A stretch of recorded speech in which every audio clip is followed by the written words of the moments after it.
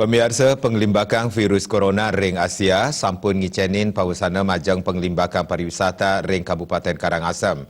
Akeh pengelola hotel ngarepin tedunyane pengrauh wisatawan sane jenak ring hotel ipun.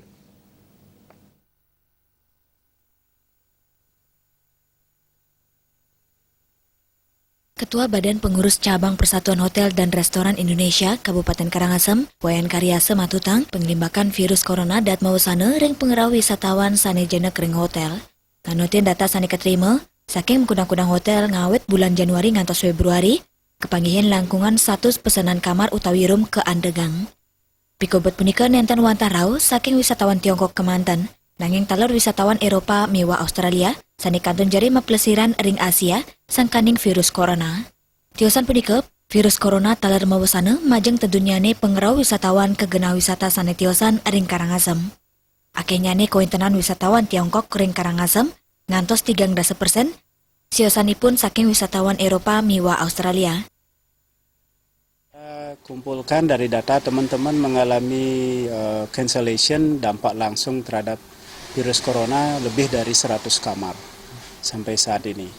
Kemudian juga di banyak destinasi-destinasi atau objek-objek wisata yang biasanya menjadi kunjungan harian atau day trip para wisatawan China yang berkunjung ke Karangasem seperti di Lempuyang, di Tirta Gangga, di Taman Ujung, Besakih, dan juga destinasi seperti Edelweiss dan lain sebagainya, itu mengalami penurunan yang sangat tajam sekali.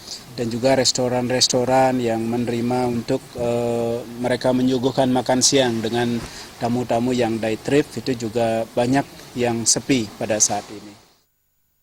Wayan Karyase berharap pemerintah melakukan langkah-langkah strategis akibat lesunya. Wayan Karyase dat mempengabdi majeng pemerintah, mangda gelis ngicenin pamargi rikalaning pariwisata sayana dunang sekadi mangkin. Sili tunggilnya nih untuk nincapang pengerau wisatawan domestik. Supariana